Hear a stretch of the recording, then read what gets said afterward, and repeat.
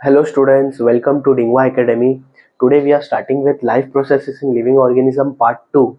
I hope तुमने life process in living organism part 1 जो है वो अच्छे से देख लिया, उसके 4 लेक्चर्स थे तो उसे अच्छे से देख लिया, तुम लोग ने अच्छे से उसको समझ लिया है. कुछ डाउट हो तो do drop a comment. Okay, so today we are starting with lecture 1 on life processes living organism part 2. In this lecture I'll be explaining you in detail about distinguish between asexual and sexual reproduction हम लोग देखेंगे. फिर उसके बाद हम लोग देखेंगे कि asexual reproduction in unicellular and multicellular organisms. तो इसमें अलग अलग चीजें आएंगी जैसे कि budding, multiple fission, binary fission. So let's start with this.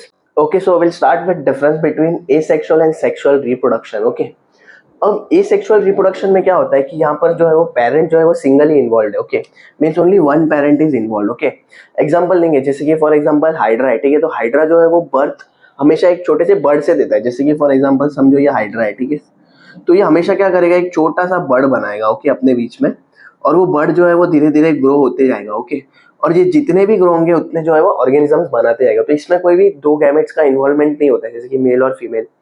Sexual reproduction में क्या होता है, यहाँ पर मेल और फीमेल पेरेंट का नेसेसरी होना जरूरी है. ओके, एक फीमेल के जो है वो मेल पेरेंट होना जरूरी है. ओके, तो यहाँ पर मेल और फीमेल दोनों के गैमेट्स कंबाइन होके ही जो है वो रिप्रोडक्शन होगा. यहाँ पर प्रोसेस जो है इन्वॉल्व है वो है तुम्हारा माइटोसिस, और यहाँ पर mitosis and meiosis process involve है. ओके, अगर तुमको पता करना है कि माइटोसिस एंड मियोसिस प्रोसेस क्या होता है, so life process in living organism part 1 तुम देख सकते हो. ठीक है, उसको मैंने डिटेल में एक्सप्लेन किया है. ठीक है, यहाँ पर क्या होता है कि जितने भी इंडिविजुअल्स होते हैं, ठीक है, एसेक्सुअल रिप्रोडक्शन में, वो सब आइडेंटिकल होते हैं, मतलब सब अपने पेरेंट के जैसे ही दिखते हैं. पर सेक्सुअल रिप्रोडक्शन में क्या होता है, यहाँ पर जितने भी ऑर्गेनिजम्स होते हैं वो सब डिफरेंट होते हैं. ओके, अपने पेरेंट्स की तरह नहीं दिखते हैं. अभी इंडिया में, ठीक है, अगर समझो 1.5 बिलियन का पॉपुलेशन है. ठीक है, तो यहाँ पर जितने भी लोग हैं वो सब एक दूसरे से अलग है. ठीक है, कोई भी सेम नहीं है. यही चीज है. ओके, और भी तुम लिख सकते हो इसमें, मतलब डिफरेंस बिटवीन को और भी थोड़ा बड़ा बना सकते हो. इसमें लिख सकते हो कि asexual reproduction involves budding, multiple fission, जो मैं तुमको अभी डिटेल में एक्सप्लेन करने ही वाला हूँ. एंड सेक्सुअल रिप्रोडक्शन में वो ये कि गैमेट फॉर्मेशन एंड ऑल. तो 2 स्टेप्स होते हैं उसके, तो हम लोग उसको डिटेल में डिस्कस करेंगे. Okay, let's start with asexual reproduction in unicellular organisms. Okay, अब यूनिसेलुलर ऑर्गेनिजम्स में एसेक्सुअल रिप्रोडक्शन, ओके, तो उसके 3 पार्ट्स है. ओके, वो है तुम्हारा binary fission, multiple fission and budding. Okay, so will start with binary fission. तो बाइनरी फिजन में होता क्या है कि एक ही पेरेंट होता है, उसके 2 सिमिलर मतलब डॉटर सेल बनते हैं. ठीक है, जैसे कि फॉर एग्जांपल एक अमीबा ले लेते हैं. ठीक है, दिस इज योर अमीबा. सबसे पहले क्या होगा, पहले स्टेप में इसके अंदर का जो न्यूक्लियस है, ठीक है, वो डिवाइड होना स्टार्ट होगा. ओके, अंदर का जो न्यूक्लियस है वो धीरे धीरे जो है वो क्या हो रहा है, डिवाइड हो रहा है. एक से हल्का सा 2 बन जाएगा. उसके बाद से इसके जो बाहर है उसके बीच में गैप बनना स्टार्ट होगा. ओके, ऐसे ये जो सेल है, मतलब अंदर का जो न्यूक्लियस है वो 2 में डिवाइड होना स्टार्ट करेगा. ओके, अल्टीमेटली क्या होंगे, इसके 2 डॉटर अमीबा बन जाएंगे. ओके, तो ये होता है तुम्हारा simple binary fission. Okay, simple binary fission. Okay, ऐसी सेम बाइनरी फिजन जो है वो और भी 2 टाइप के. ठीक है, एक है तुम्हारा ट्रांसफर्स और एक है तुम्हारा लॉन्जिट्यूडनल. अभी ट्रांसफर्स में क्या होता है, ट्रांसफर्स में जैसे कि फॉर एग्जांपल पैरामीशियम. ठीक है, जैसे कि फॉर एग्जांपल समझो ये तुम्हारा पैरामीशियम है. ठीक है, तो इसमें ट्रांसफर्स में क्या होगा, ऐसे एग्जैक्टली मतलब जो है वो मिडल से डिवाइड होगा. ओके, और इसके अल्टीमेटली कितने बनेंगे, 2 डॉटर बनेंगे. ठीक है, तो ये होता है पैरामीशियम में. ठीक है, एक और होता है वो है तुम्हारा लॉन्जिट्यूडनल. ओके, इसको बोलते हैं ट्रांसवर्स बाइनरी फिजन. ओके, एक और होता है तुम्हारा वो है longitudinal. Okay, longitudinal binary fission जो है वो यूग्लिना में होता है. ओके, जैसे कि फॉर एग्जांपल, ठीक है, ये है तुम्हारा, तो ये जो है वो स्ट्रेट डिवाइड होगा. ओके, ऐसा मतलब इधर से डिवाइड होगा, तो अल्टीमेटली क्या मिलेंगे हम लोग को, 2. ठीक है, इसमें से वापस. ओके, तो इसे कहते हैं लॉन्जिट्यूडनल बाइनरी फिजन. ये किस में होता है, यूग्लिना में. Okay, let's start with multiple fission. So अभी मल्टीपल फिजन जो है वो मोस्टली अमीबा में होता है. ओके, मल्टीपल फिजन अमीबा में कब होता है, जैसे कि फॉर एग्जांपल अमीबा को जो है वो समझो खाना नहीं मिल रहा है, कोई एडवर्स कंडीशन है, तो उस टाइम पे क्या करेगा, जो अमीबा है, ठीक है, वो सबसे पहले जो है वो राउंड हो जाएगा. ओके, क्या हो जाएगा, राउंड हो जाएगा, और उसके साइड मतलब उसके जो बॉर्डर है वहां पर वो एक प्रोटेक्टिव कवरिंग बनाएगा. ओके, इसे बोलते हैं प्रोटेक्टिव कवरिंग, जिसको नाम दिया जाता है सिस्ट। ओके, ये प्रोटेक्टिव कवरिंग बनाएगा और उसके बाद क्या करेगा, अंदर के जो न्यूक्लियस है, ठीक है, उसको डिवाइड करके वापस रीडिवाइड करेंगे, मतलब बहुत सारे न्यूक्लियस बनेंगे। ओके, अंदर जो है वो तुम्हारे बहुत सारे न्यूक्लियस बनेंगे और ये सब न्यूक्लियस जो है उनको नाम दिया जाता है एज अ अमीबुले। ओके, इनको नाम दिया जाता है अमीबुले। तो ये जो है वो डिवाइड हुए, रीडिवाइड हुए और ये सब अब एक प्रोटेक्टिव कवरिंग के अंदर है। ठीक है, जैसी एक फेवरेबल कंडीशन आ जाएगा, मतलब जैसे कि फॉर एग्जांपल एक ऐसा कंडीशन जिसमें ये अमीबुले जो है वो इंडिविजुअली रह सकते हैं, तब ये क्या हो जाएगा, ब्रेक हो जाएगा। ओके, ये जो अंदर का कवरिंग था, ठीक है, ये कवरिंग पूरा ब्रेक हो जाएगा और ये सब जितने भी अमीबुले हैं, ठीक है, ये सब बाहर आ जाएंगे और मतलब इंडिविजुअली रहना स्टार्ट करेंगे। ठीक है, तो this is called as multiple fission. ठीक है, याद रखना हमेशा मल्टीपल फिजन में यहाँ पर सिस्ट फॉर्म होता है। ठीक है, जो एक प्रोटेक्टिव कवरिंग होता है, जो कवरिंग जो है वो फेवरेबल कंडीशन आने पर ही टूटेगा और अंदर के जो अमीबुले हैं वो इंडिविजुअली रहना स्टार्ट करेंगे। Let's start with budding. अभी बर्डिंग जो है वो यूनिसेलुलर ऑर्गेनिज्म में यीस्ट में होता है और मल्टीसेलुलर ऑर्गेनिज्म में हाइड्रा में होता है। ओके, सो हम लोग सबसे पहले देखते हैं कि सबसे पहले होता क्या है इस बर्डिंग में। सो बर्डिंग में होता है कि एक यीस्ट होता है। ओके, सबसे पहले ये यीस्ट है समझो तुम्हारा, तो यहाँ पर छोटा सा एक बल्ज फॉर्म होगा। ओके, बल्ज मतलब क्या, इसको हल्का सा जो है वो एक बर्ड बनेगा। ठीक है, बल्ज को बर्ड कहा जाता है। सो हम लोग देखेंगे कि वो बर्ड कैसे होता है। ठीक है, जैसे कि ऐसा बर्ड बनता है छोटा सा। ठीक है, तो यहाँ पर तुम देख रहे हो कि एक छोटा सा बर्ड बन गया है। ठीक है, अब धीरे धीरे क्या होगा, अंदर का जो तुम्हारा न्यूक्लियस है, ठीक है, वो इसके अंदर डिवाइड होना स्टार्ट होगा। तो देखते हैं कैसे डिवाइड होता है।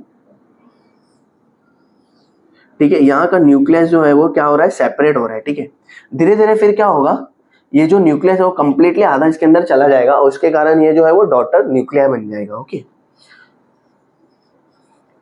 ठीक है, तो यहाँ पर क्या बन गया, डॉटर यीस्ट बन गया। ठीक है, इसमें अब क्या होगा, ये इससे सेपरेट हो जाएगा और इंडिविजुअली और भी ज्यादा, मतलब ये इसको बर्थ देते जाएगा। ठीक है, तो यहाँ पर क्या होता है, बर्ड बनता है और फिर बाद में सेपरेट हो जाता है और इंडिविजुअली फिर वो रहना स्टार्ट करता है। ओके, सो ये मल्टीप्लीकेशन जो है वो काफी जल्दी होता है। ठीक है, मतलब काफी फास्ट होता है इसमें multiply. Let's start with asexual reproduction in multicellular organisms. Okay, so इसमें हम लोग डिस्कस करेंगे fragmentation, regeneration, budding, vegetative propagation and spore formation. Okay, so सबसे पहले जो है वो फ्रेगमेंटेशन। ओके, फ्रेगमेंटेशन के नाम से ही पता चल रहा है कि फ्रेगमेंट हो रहा है, मतलब कट हो रहा है। ओके, सो ये जो है वो स्पाइरोगायरा में होता है। Okay, spirogyra.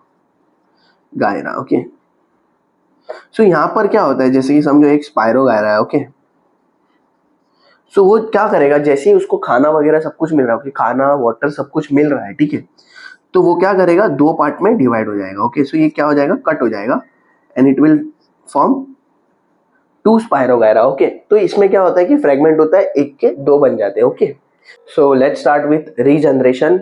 अब रीजनरेशन जो है वो प्लेनेरिया में होता है। ओके, कौन से, प्लेनेरिया ऑर्गेनिज्म में होता है। ओके, इसमें होता क्या है, रीजनरेशन मतलब जैसे कि समझो कोई ये ऑर्गेनिज्म को अगर समझो कट किया जाए, ठीक है, जैसे कि समझो इसका ये माउथ है, ये इसका बॉडी है और ये इसका लेग है। ठीक है, तो इसको समझो ऐसा कट किया जाए, ठीक है, और इसका माउथ जो है वो ये कट कर दिया, ये इसका बॉडी हो गया और ये इसका टेल हो गया। ओके,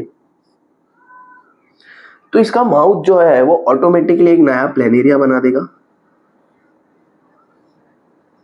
ठीक है, इसका जो टेल है, ठीक है, वो भी एक इंडिविजुअल अपने लिए प्लेनेरिया बना देगा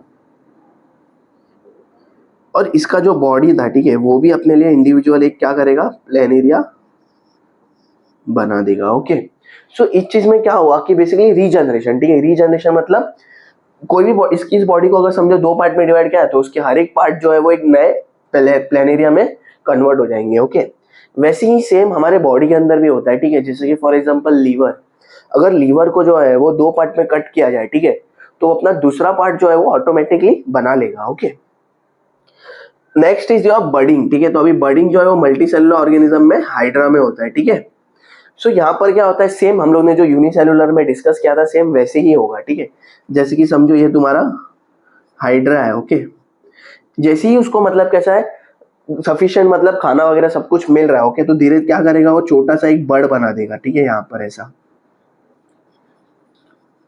तो ये बर्ड जो है वो धीरे धीरे क्या होगा, ग्रो होगा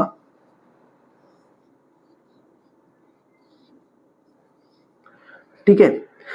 फिर बाद में ये जो तुम्हारा पेरेंट हाइड्रा है, ठीक है, ये उसको क्या करेगा, डॉटर वाले को न्यूट्रिशन सप्लाई करेगा। जैसे ही वो सफिशिएंटली ग्रो हो जाएगा, ठीक है, उसके बाद जो है वो क्या होगा, ये इसमें से सेपरेट हो जाएगा, ठीक है, और अपनी इंडिविजुअल लाइफ जीना स्टार्ट कर। सो let's start with vegetative propagation. Okay, अभी वेजिटेटिव प्रोपोगेशन जो है वो तुम्हारे प्लांट्स में होता है। जैसे कि कौन से पार्ट्स में, रूट्स में होता है, स्टेम में होता है, ठीक है, बर्ड में हो सकता है, ठीक है।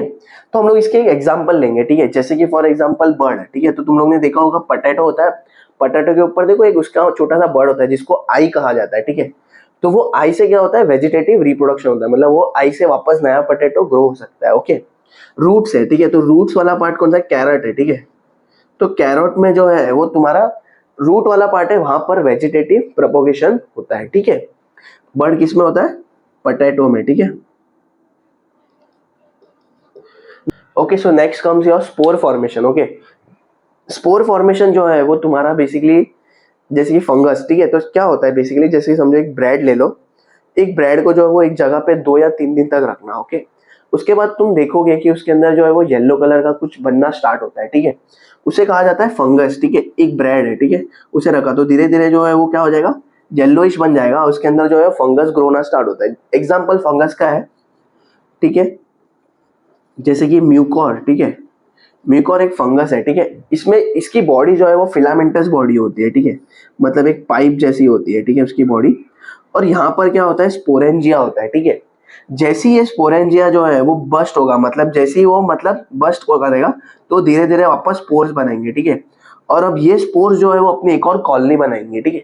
इसीलिए तुम लोग देखते हो कि जैसे कि ब्रेड जो है वो जैसे जैसे दिन बीतते जाता है वैसे वैसे ये ब्रेड की हालत जो है वो और खराब हो जाती है। क्यों, क्योंकि इसके अंदर स्पोर्स की कॉलोनी जो है वो बनते जा रही है, स्पोरेंजिया बस्ट होते जा रहा है, स्पोर्स बनते जा रहा है। ओके, फिर वो स्पोर से वापस मतलब जो है वो फिलामेंटस बॉडी और स्पोरेंजिया होने के कारण वापस रीबस्ट होगा, ठीक है।